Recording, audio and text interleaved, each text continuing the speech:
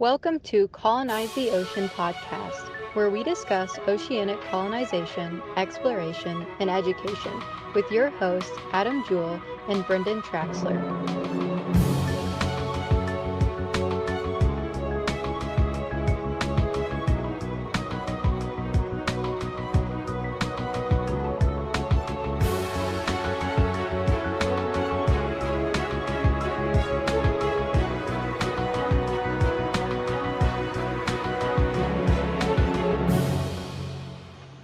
What up, everybody? It is the ASC live stream. As of right now, it's live for our Patreon members. So if you're watching this in other venues, you're watching it too late. And now you're probably watching it redacted too, because like the other one, we chopped up in 2 parts, and I chopped a bunch of stuff out of it too. Yeah, the last one we took out the part where we were all comparing pecs. That you didn't get on the mainstream one. That's something you only get on the Patreon exclusive. Patreon pecs. Yeah, the Patreon pecs. Patreon pecs parties. That's what you get when you sign up for Patreon. Other than that, though, how are you fellas doing? We this is our second Patreon live stream. We're doing some discussion about one atmosphere. But until then, how are you guys doing? Good. And by the way, it's going to be a 2-mile walk for you if you want to walk it. If you okay, but a 2-mile Uber is better than a just get on with the show. Like they don't need to worry about travel plans. We're talking about DEMA. We're talking about DEMA. I was going to say it does kind of relate a little bit. That's why I didn't hesitate talking about it, because it does tie in. We're trying to figure out who's going, if we're all going, if nobody's going, what's going on. So if you're going to be at DEMA, you may or may not see us. You never know. Underwater intervention as well, because I plan on being there. Well, that one we discussed that you'll be there. Yes, I'll be. Babe and I for sure are not going to go to that. So if people want to meet me and get some autographs, you won't have a booth, but you will just randomly approach people. Last time I was underwater intervention, I was walking around and somebody grabbed me and said, "Hey, I know you." I was like, you're that guy that's on the list. We were told not to let you in here, and then you got out. It was actually Casey Sapp. Casey Sapp, he does. He's big in the 3D world of like videography, and his whole career is around that. So he designs and builds and shoots tons of underwater 3D stuff. Usually for like aquariums and big shows and stuff along those lines. And he had a booth there. I was walking by and he grabbed me, so we talked for a little bit. So yeah, it was cool. So hopefully he'll be back there. I can say, "Hey, Jim Hagen." Well, so you think you're better than everyone else because you got recognized at? Mm-hmm. Oh, okay. Sure. As long as you admit to it. I wasn't even wearing ASC merch or nothing. So I'll be like head to toe. I'll get some ASC earrings and everything. Right.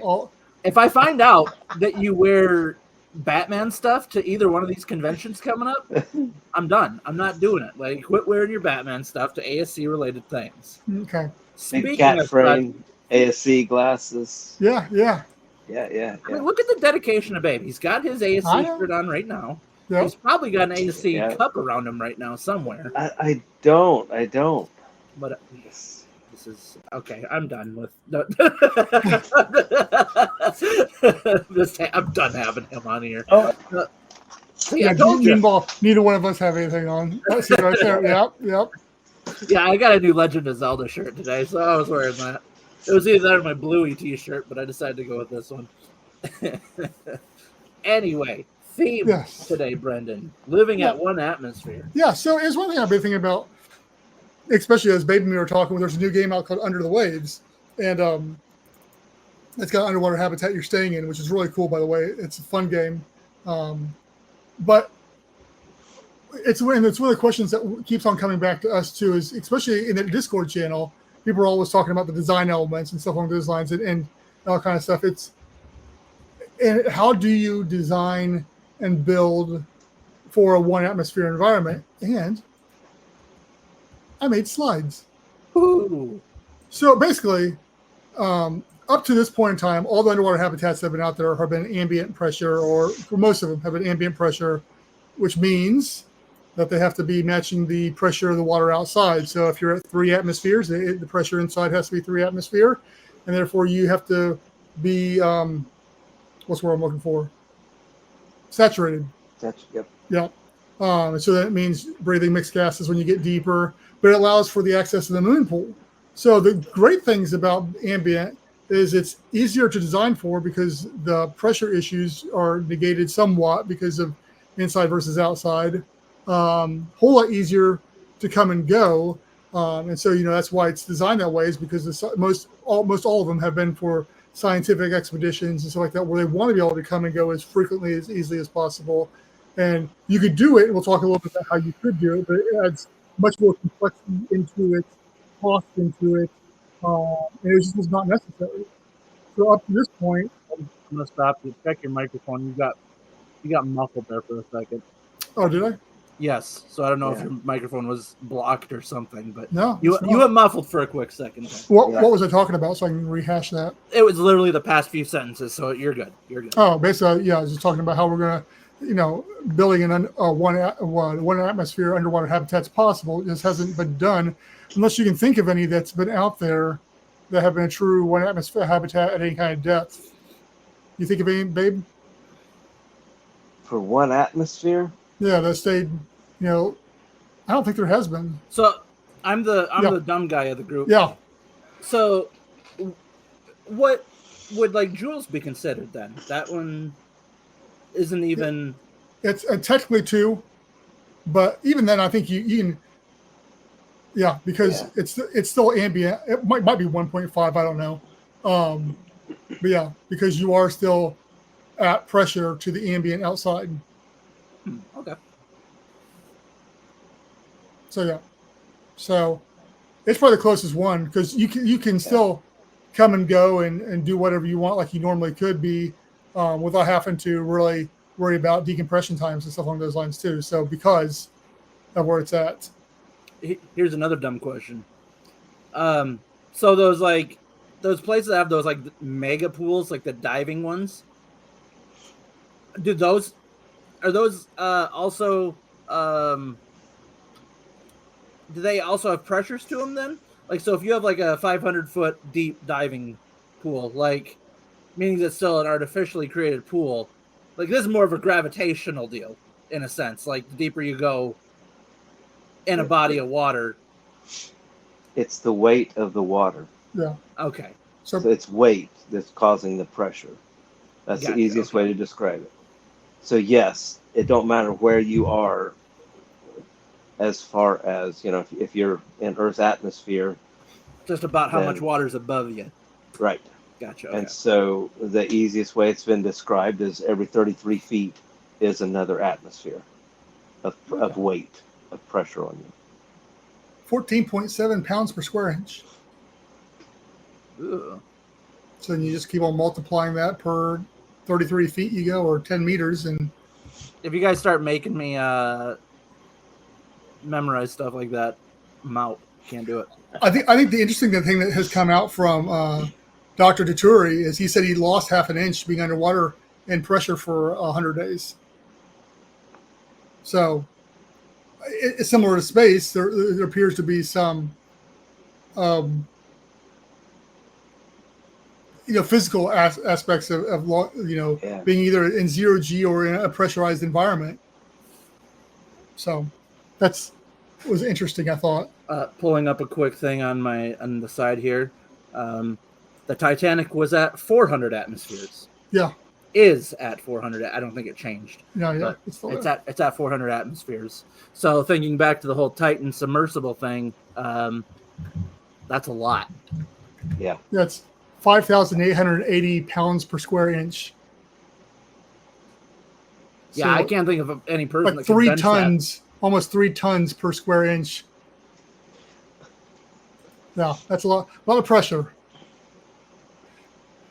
And that comes into play. And so talking about the one atmosphere, so some of the reasons why, personally, I'm not a big fan of, so the ambient pressure habitats serve their purpose, and, Fabian's Proteus will be ambient pressure as well. Nobody's really looking at changing that model because it's effective, it works, and there's less points of failure, I think, is part of it too. Whereas You look at Aquarius, anything else out there. It's just you got a moon pool, you push air into it, it pushes the water out, and you come and go as you want. So it's simple. But for ASC and other companies out there or other organizations out there who are working on stuff, it doesn't fit the bill on what we're trying to achieve. But first, I thought I'd show off a couple pictures of some moon pools. So here's a really quick diagram kind of explaining how the moon pool works in an ambient pressure habitat where air is being pushed down, keeping the inside pressure greater than the outside, so it pushes that water out, otherwise it floods. And do you remember, Babe, what Thane was saying, how much pressure they're pushing in there? I don't. I just knew it was a lot more than they'll ever need. yeah. It was over. For some reason, I want to think it's almost triple the amount. Yeah. That was in there. So, yeah, it wasn't going to no risk of water coming in there. Anyway, and then speaking of Jules, that's their moon pool. That noisy moon pool. Why is the moon pool noisy? Because it's like a siphon thing that's sucking water out. It's like so all the time you can hear like it running and then water slush like it's like being sucked out too at the same time. So yeah, it was loud. Fortunately, the sound deadening on those doors was pretty good. You couldn't really hear it inside the main living areas. Yeah. And then Aquarius, this is looking down in theirs. Theirs is just looks like a tetanus trap to me. I mean, it's really rusty and rougher looking than Jules. But at the same time, you look at it's different clientele too. Jules is very open up to just recreational divers and just pretty much anybody that can do this, whereas Aquarius is more elite scientists who don't care about the creature comforts per se. So that's probably why that's the case with there too. I know with Aquarius, they've been working on it, and they've opened up that program now for the student program. Mm-hmm. And oh man, I would love to sign up for that. Yeah, last I heard, it was around $33,000 or something, some crazy amount of money because you're staying there. You're staying the night for at least half the week. So yeah. Yeah, but you can get a scholarship. Well, maybe. But here's the thing about both of these is getting in and out of this one. Aquarius has like a ladder, like steps going up. Jules, you have to kind of lift yourself out of it too. So again, even with the moon pool, it's still not. It's not the most ease of entry or exit either. So, but it can't be that hard to throw a ladder onto something like that, just like you would put on a regular pool. Right. Yeah. But then it comes, so those are all about the pros to have it. I've threw down some cons or some reasons why not to build ambient. And the first one, especially when we're looking for trying to make access to the underwater world and underwater living much more fluid, and the term I like to use is frictionless, is the ability to come and go as frequently as you want. And that includes flying, because even Babe and I couldn't fly for 24 hours after we came out due to the limited pressure we're at, but we were still at pressure, so we couldn't fly. So that becomes an issue with, say you've got underwater hotel, a true one that you're bringing kids and everybody else to, you couldn't just, book up and fly out that day or the next day. You have to wait 24 hours. So, and then if you start going ambient and you go below the 33 feet, then you start getting into, you become saturated, and it may take you a little longer to decompress or extended periods. I know that for Aquarius, when they're down there, I think you can be on 45 minutes before the decompression tables start kicking in. And then you start to get, then your decompression times quickly start ramping up, where you may have to be down there days to decompress on a longer stay and stuff like that. So that's a big one for me. And once again, the same thing is if you go too deep, then you have to start worrying about mixed gases, which all these things just add to not being a solution for, non-experienced people who just want to chill for the weekend and go see a site and do something different. One of the interesting things is making meals at pressure. whether going high or going low. Once you start going, your times for how you cook things drastically change. Sometimes you can't cook.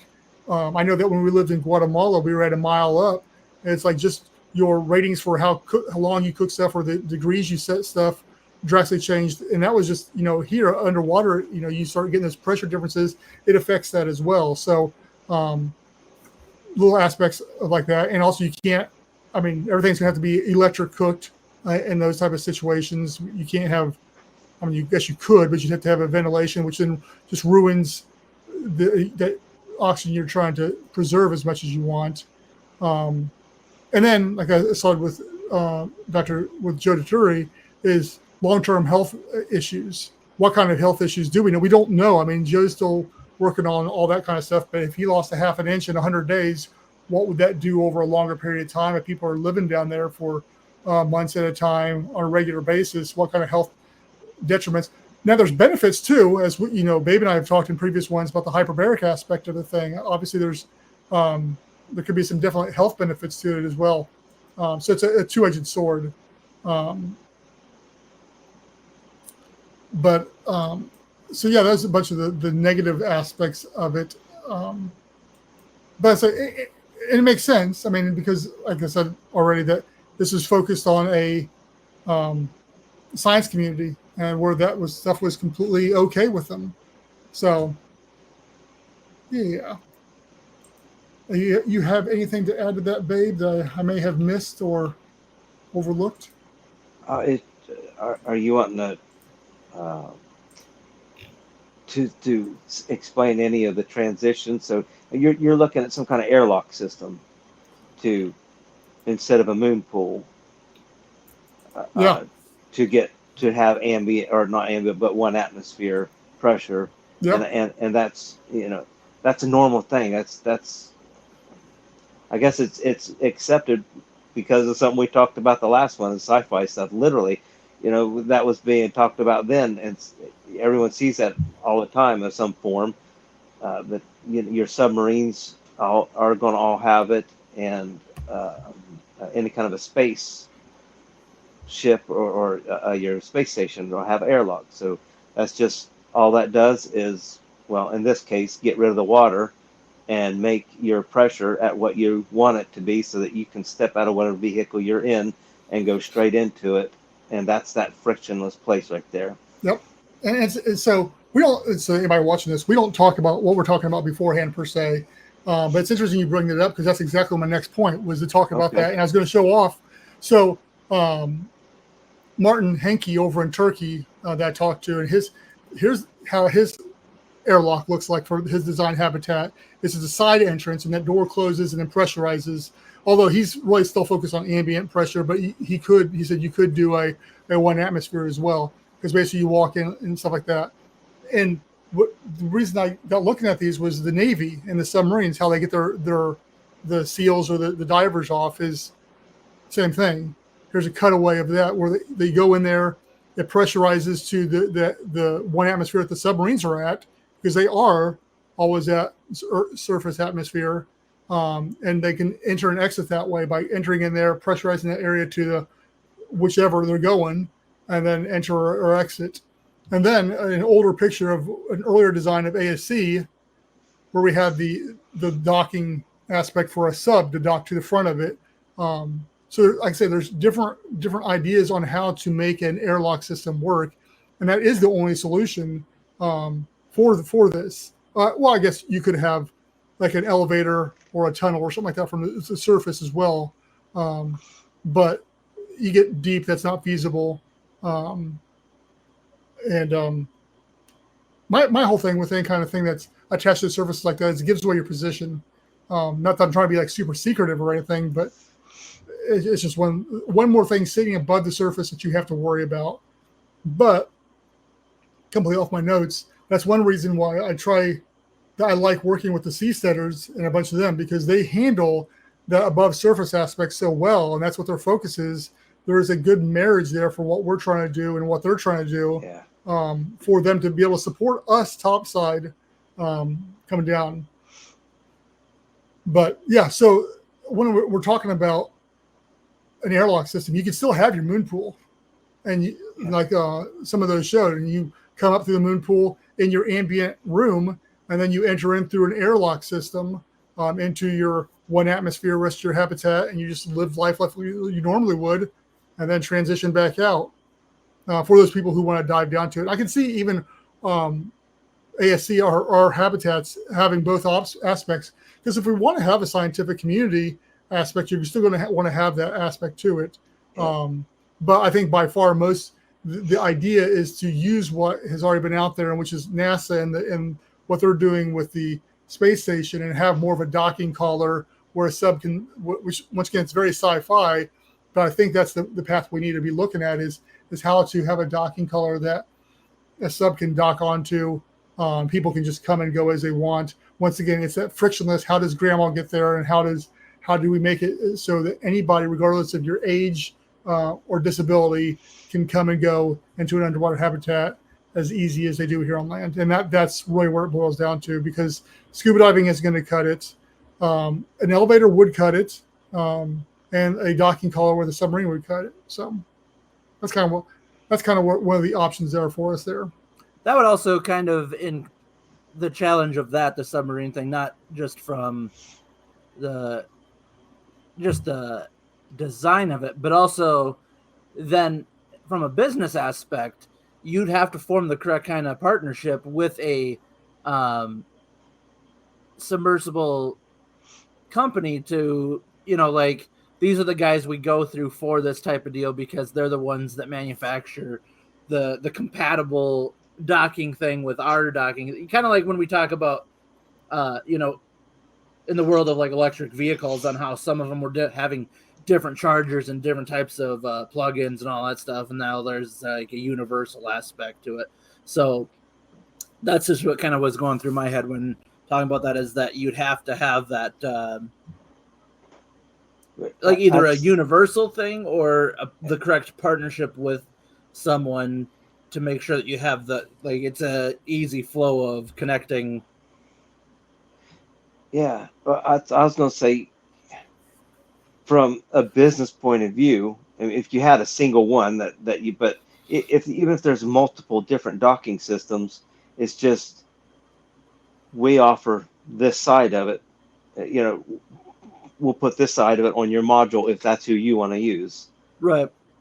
Does that make sense? Like, if there's 3 different ones you can get, then ASC going to get all 3 different kinds and put the right one on for the right person?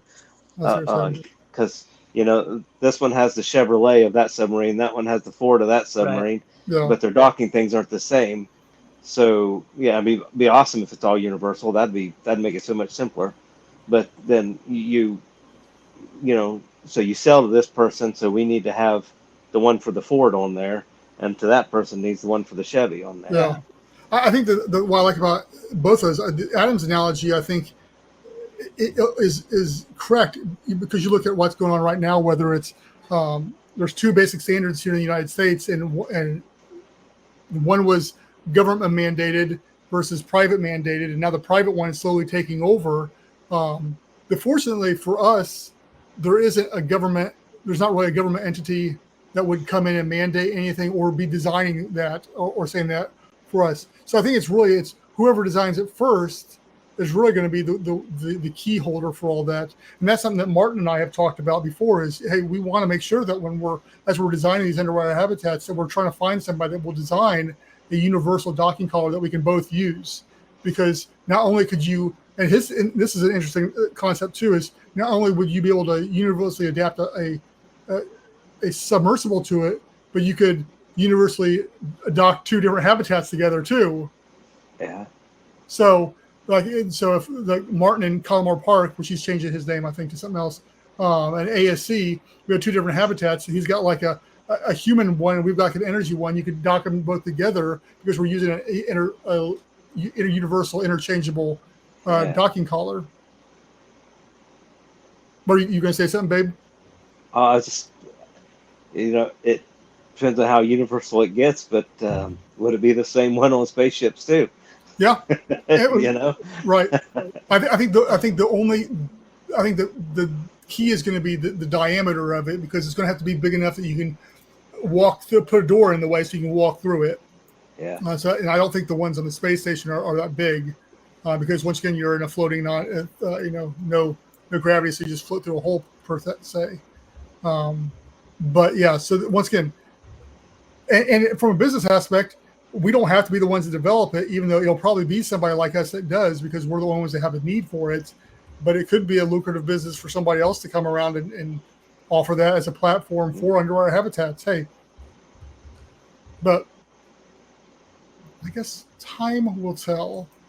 And one thing I've thought about too is you could also have your docking collar be your hyperbaric chamber as well. Yeah. Or have it off a wing. So I found this. I was looking at different large hyperbaric chambers, and I found this one here, and that would like work perfectly as a whole entire habitat wing itself. Just slide it in a cylinder like we do a shipping container, or the plan for that is, and then you have that you just walk into, you pressurize yourself, then you can go off onto your rest of your room or whatever.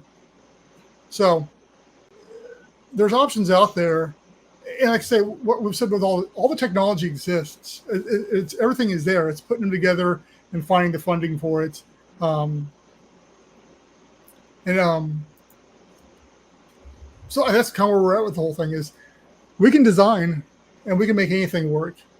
And I think we're there. It's as always, it's always down to the almighty dollar and funding. And some we'll talk about here in a little bit, and we'll make it Patreon exclusive. I'll edit it out for everybody else watching. It's something about some funding information I found out this week that could be beneficial to ASC. So if you want to know more about that, you need to be a Patreon member. But we'll get to that here in a second.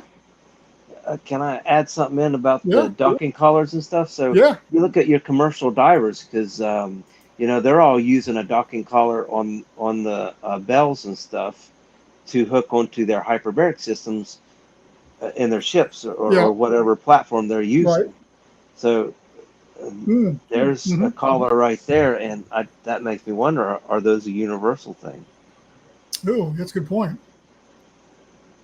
But they're not big enough to walk through. It still doesn't serve our purpose, right. But at the same time, for a emergency aspect, you may still want to have one of those, like on the top somewhere, right. So for emergency purposes, so you can lower one of those attached to it, like DSRVs. Yep. DSRVs attached, and those are universal. So there must be a standard. That's interesting. There must be a standard out there somewhere for that, for those bells and for the DSRVs to be able to attach to submarines or whatever and get them out, unless it makes its own dry or wet seal somehow. I don't know. Something to look into, I guess.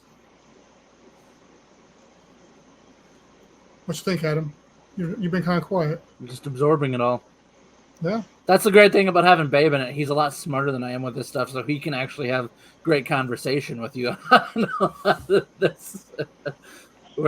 Whereas, like me, I'm just like, wait, what's an atmosphere?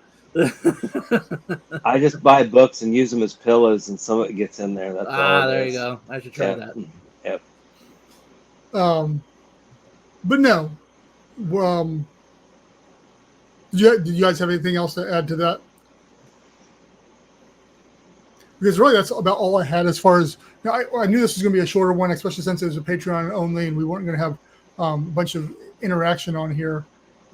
But I think that the one atmosphere is one of the most struggling things to design for, just because you have to take, not that you don't take pressure, as we found out with like the Titan, you pressure, you got to take that into consideration, especially when you start going any depth whatsoever, when you're trying to maintain that surface level pressure and go down and down, it's not going to want to cooperate.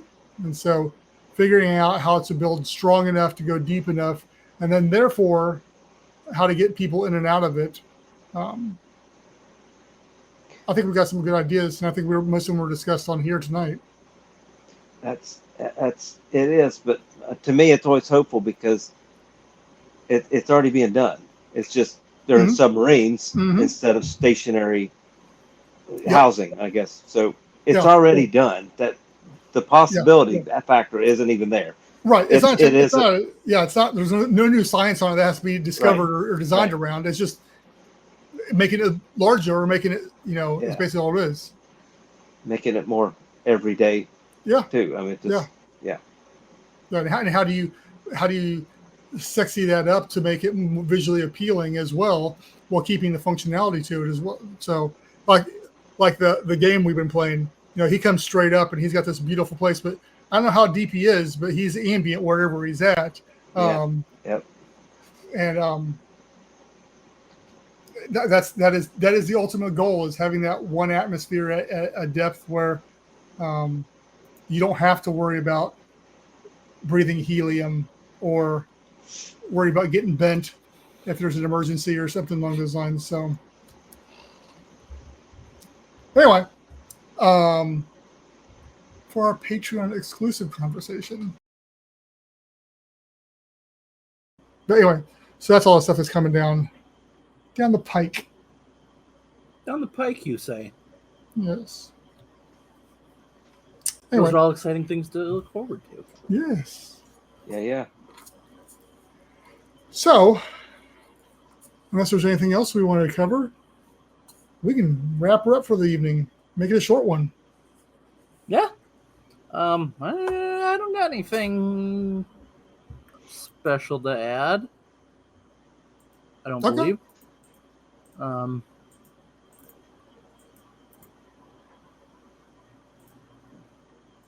I'll go through their things then. Yeah, you do that. Well, at first I was looking through their folders. It means I had to re-log into it. Like, my folders aren't open right now. So I'm like, why is it not showing up? Sorry. So for our non-Patreon viewers that are seeing this after the fact, go to AtlanticSeaColony.com. I mean, our Patreon members can go to AtlanticSeaColony.com too. Oh, yeah. Anybody can go to it.